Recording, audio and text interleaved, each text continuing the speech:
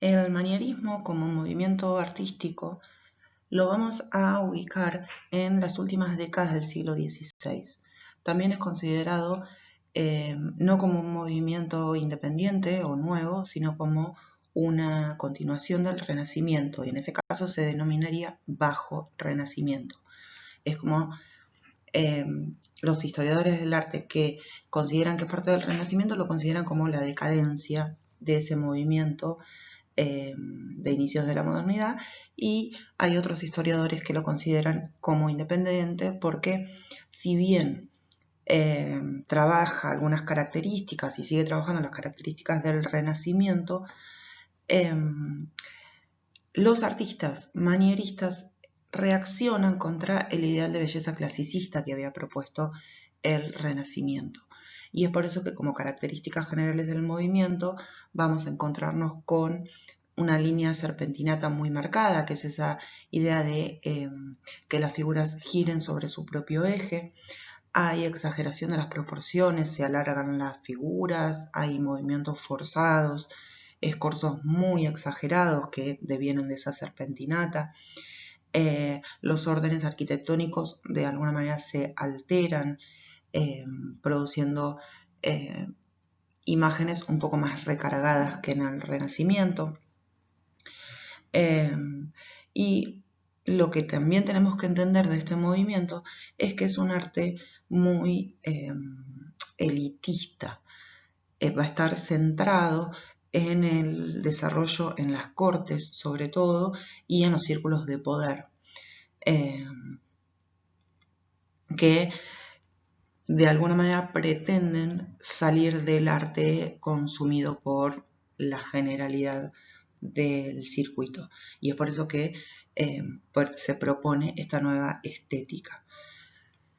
Pero lo más importante de todo, lo fundamental de todo, es entender que el término manierismo proviene de maniera, que se propone o se refiere al saber hacer. Y con esto, en definitiva, lo que está haciendo es trabajar a la manera de o en el estilismo de algunos artistas que fueron considerados como los maestros de esta época, como puede ser Rafael Sanzio, Bramante, Miguel Ángel, Cellini, Tiziano también, que pasa de un estilo a otro. Entonces nos vamos a ir encontrando con un arte que de alguna manera nos muestra la mano de un determinado artista o la forma de un determinado artista, por más que sea un sucesor suyo quien está pintando. Se evidencia la factura o la realización de alguno de estos artistas manieristas. En esta diapo y en las que siguen, lo que quiero mostrarles es cómo se evidencia este cambio dentro del canon en la pintura, en la escultura y en la arquitectura. Les agregué algunos casos para que puedan ver esa diferenciación entre la estilística puramente clásica del Renacimiento a una estilística que da paso a movimientos nuevos. Y lo que quiero que vayan viendo en estos casos es cómo se trabajan cómo podemos encontrar que se trabajan este nuevo tipo de artes. En la primera obra lo que vamos a tener es una compartimentación de las pinturas, no ya como una casa de muñecas como habíamos visto para el Renacimiento, sino que presenta dos planos, un plano donde se desarrolla lo humano y lo terrenal y otro plano para lo celestial, cómo se muestra de alguna manera esta convivencia dentro de la sociedad, en este caso española, del siglo XVI, esta idea de religiosidad, de cómo sigue interviniendo la religión dentro de la sociedad, y la representación de los cuerpos ya empieza a no centrarse en la resolución absolutamente fidedigna o hiperrealista, sino que muestra características de la visión del propio artista. Lo mismo sucede con las otras dos pinturas. En la pintura que tienen al centro, se trata de una obra de Archimboldo, que fue un artista que trabajó mucho lo que es la retratística a través de elementos que no son convencionales. En este caso son flores, pero tiene muchas pinturas de este tipo realizadas con verduras o con frutas y genera esta idea de composición a partir de elementos que no pertenecen, en este caso, a un retrato. Y en el último caso, que tienen una Madonna, o sea, una Virgen con el niño, fíjense lo que son las proporciones. Yo ahí, sobre la figura del niño, les marqué esta idea de escorzos exagerados, de cómo se presenta un cuerpo que está prácticamente retorcido y cómo se modifican las proporciones. Fíjense que eso es un bebé recién nacido y la proporción de ese cuerpo parece un chico de 5 años, tiene que ver con esas modificaciones que se le van incorporando a los cuerpos.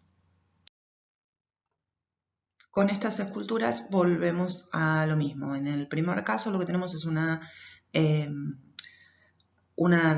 de los tipos de piedades, en particular es un descendimiento, o sea, cuando bajan a Cristo de la cruz, y fíjense a través de la línea cómo está marcada esa S, donde el cuerpo se ve absolutamente retorcido, se presenta un cuerpo específicamente muerto, como es un peso muerto para las 3 personas que lo están cargando.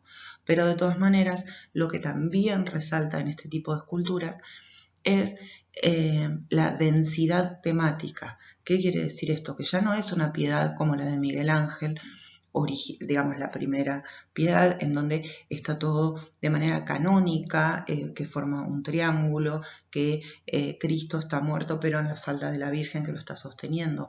Acá se presenta como un cuerpo absolutamente muerto. Esta obra también es de Miguel Ángel, pero ya en su fase manierista, y cómo cambia de una estética puramente canónica y renacentista a una estética manierista, ¿sí? Y en la segunda escultura, que eso es una miniatura en realidad, es absolutamente decorativista, se representa una temática que es mitológica, pero fíjense cómo están articulados los cuerpos, cómo genera esta conexión entre una línea o una figura y la otra a través de las curvaturas y contracurvas. Eso de alguna manera va prefigurando lo que va a ser el trabajo barroco. Entonces la idea es que empiecen a ver esas figuras además de las desproporciones. Y por último les presento lo que es, son algunas imágenes de la arquitectura manierista. Piensen que cuando hablamos de arquitectura civil, en estos casos, no es que se desprende del todo de las características del palacio florentino o del palacio renacentista. Sigue teniendo algunas estructuras, como por ejemplo la división en pisos, el patio interno, pero esas características van a empezar a modificarse.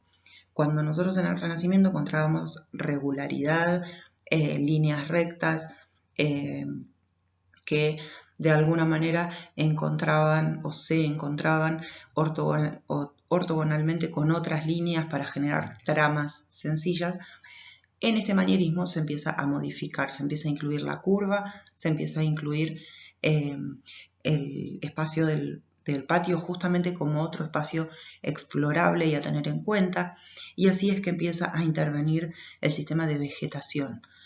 Les presenté 2 patios como para que vean cómo de a poco se va incorporando esa noción de espacio vegetal o espacio verde como espacio de la misma casa. Fíjense cómo empiezan a incorporarse las curvaturas, las contracurvas, el espacio vegetal, el patio verde propiamente dicho, con caminos en el medio. Todo eso es una adición del manierismo. Y por otro lado, en las fachadas, en la parte superior se las marqué como para que puedan llegar a vislumbrarlo bien. Ya no van a ser absolutamente regulares y rectas, sino que empiezan a trabajar la idea de la curva. En este caso se nota más por haber sido la foto tomada en contrapicado, digamos, se nota la curvatura en la cornisa superior, pero toda la fachada tiene la misma curva.